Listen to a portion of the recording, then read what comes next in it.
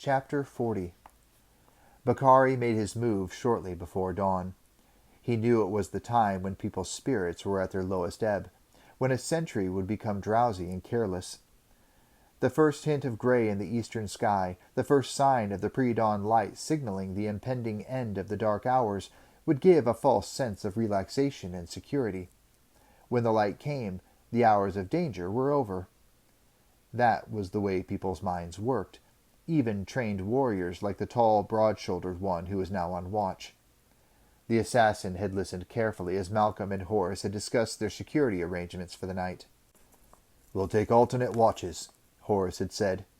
"Will's exhausted, and he needs a proper night's rest to get his strength back."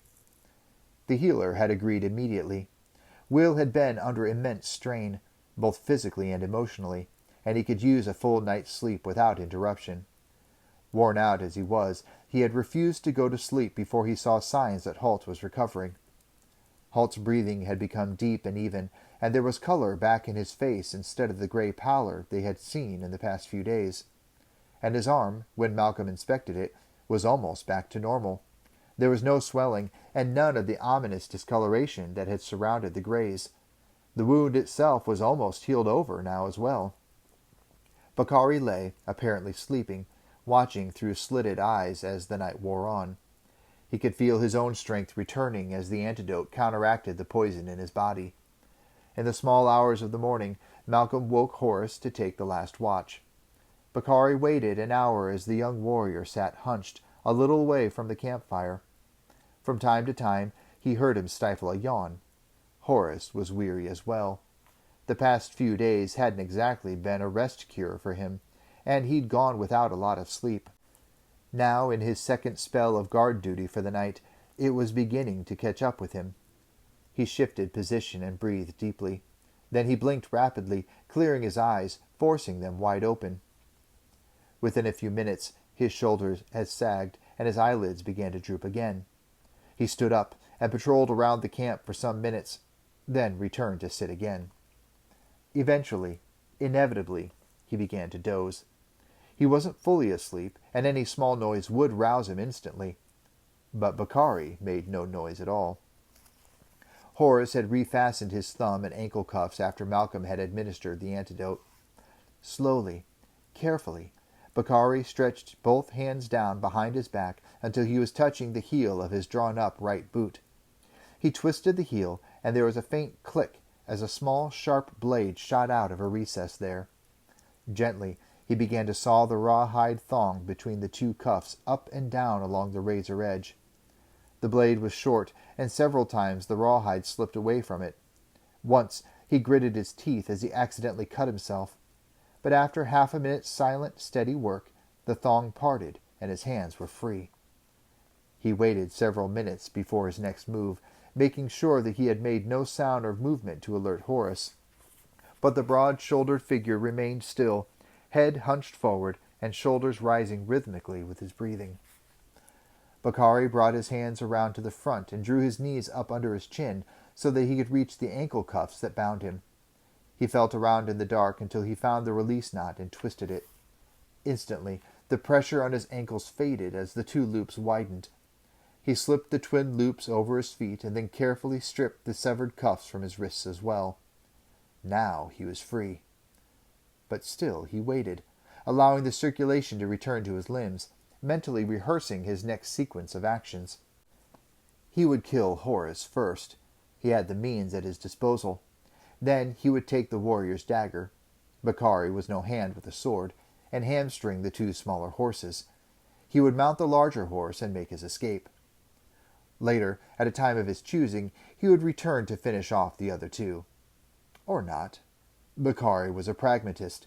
He would enjoy having revenge on Will and Malcolm, but if, by doing so, he would disadvantage or endanger himself, he would forego the pleasure. He was, after all, a professional, and there was no profit in simply killing them for the sake of a little revenge. On the other hand, if Tennyson were willing to offer a bonus of some kind.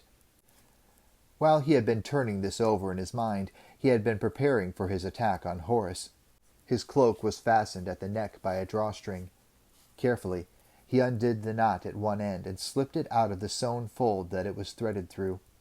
The drawstring was in reality a thin cord, and it measured some 50 centimeters in length. He wound the cord around each of his hands several times, leaving a long loop between them. Then, cat-like, he rose into a crouch and stole across the campsite toward the dozing figure of Horus.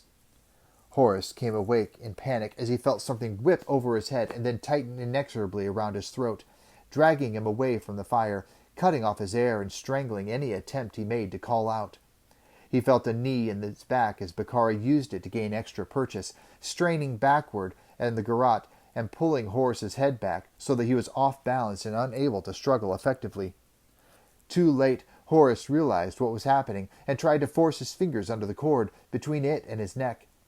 But it was already biting too deep and set too securely, and there was no way he could relieve the dreadful pressure. He looked desperately at the 3 sleeping figures around the campfire. Will was exhausted, he knew. There was little chance that he could hear any sound. Malcolm wasn't attuned to this sort of life.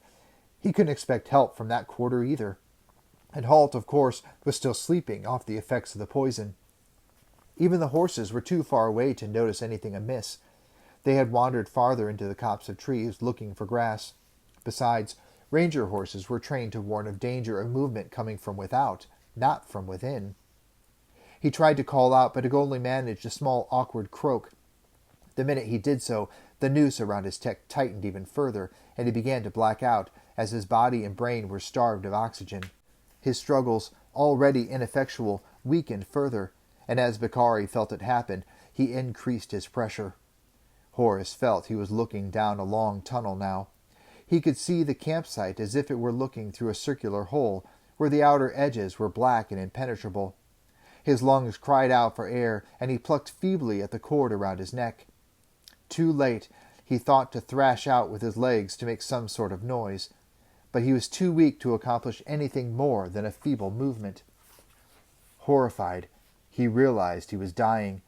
The horror was mixed with a senseless fury as he realized it was Bakari who would kill him. It was galling to think that the assassin would triumph over him after all. "Will!" A shout rang through the trees. For a moment, Bakari was taken by surprise, and the pressure on Horus's windpipe relaxed. Horus gasped and shuddered, managing to drag in one short breath before the noose tightened again. Who had called? It was a familiar voice. He tried to place it. Then, as he blacked out, he realized who it was. It was Halt. Years of training and experience had asserted themselves with Halt. Something had alerted him. Some slight noise, perhaps. Or maybe it was something less definable. Some sixth sense of danger, developed over the years, that sent a warning to his brain that all was not well. He raised himself on one elbow and saw the dim figure struggling just outside the circle of firelight. He tried to stand, realized he was too weak to help, and forced all his remaining strength into one agonized shout for his apprentice. Then he fell back, defeated by the effort. Exhausted, depleted, and even in the deepest sleep, Will's own training came to the fore. The call penetrated through the fog of sleep, and before he was fully awake, he rolled out of the blankets, springing to his feet, his sax knife sliding free of the scabbard at his side. He saw the figures on the ground, and started forward toward them. But now Bakari released his grip on the garrote, and shoved Horus's limp body aside, reaching down to pluck the broad-bladed dagger from Horus's scabbard as he did so. Dagger forward, held low in a classic knife-fighter's stance, he moved toward Will. He assessed the situation quickly. Malcolm was no danger. So far the healer hadn't even stirred. Horus was dead or unconscious. Bakari wasn't sure which, but either way, he would take no hand in this fight.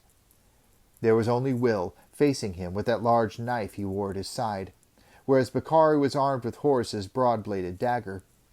The Genevesian smiled. He was an expert knife-fighter.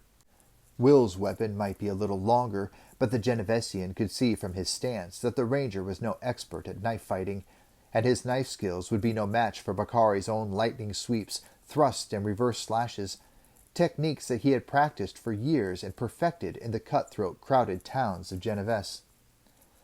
He shuffled forward, watching the ranger's eyes. There was a light of uncertainty in them. Roused suddenly from sleep, Will was still slightly confused and unsteady for combat. His system would be flooded with adrenaline, his pulse racing. This was why Bakari had waited, breathing deeply, before he launched his attack on Horus. He wanted to make sure that he was ready, that his nerves were settled and his reactions sharp. Will, for his part, backed away. He saw the confidence in Bakari's eyes and realized he was facing an expert.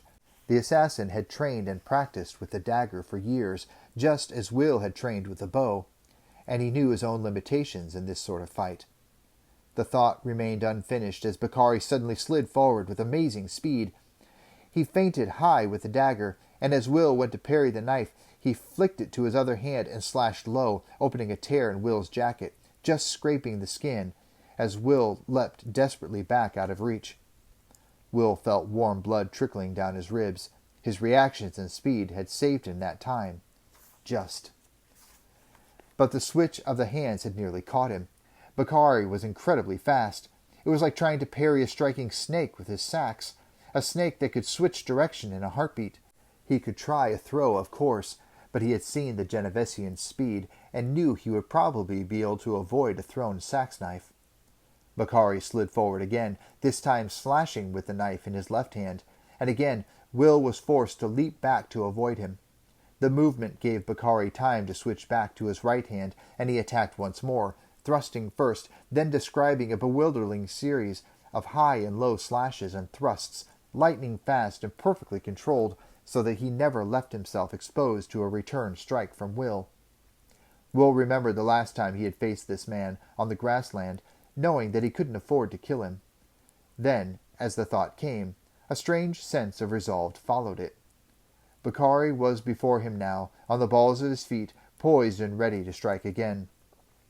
He began a dazzling succession of movements, switching the knife from one hand to the other, tossing and catching it like a juggler, forcing Will's attention to switch constantly from left to right, distracting him from the moment when the final attack would come.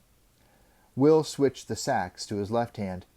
The moment he did, Bakari tossed the dagger back to his right and laughed. "You're not very good at this," he said. "I used to watch a man who," Will began, and then, without warning or hesitating in his speech, he threw the sax left-handed, an underarm spinning throw. It was an old trick Halt had taught him years ago. When you're overmatched, deception and distraction are your best friends. Begin to speak. Say anything. Your opponent will expect you to finish the statement, but act before you do. Chances are you'll catch him napping. But Bakari knew that trick too. He had used it himself many times, and now he simply stepped to one side as the sax went spinning past him. He laughed. He was still laughing when Will's throwing knife, drawn and thrown the moment the sax had left his hand, buried itself in his heart. He looked down and saw it for a fraction of a second before his sight went black and his legs collapsed underneath him. "I don't need you alive any more," Will said coldly.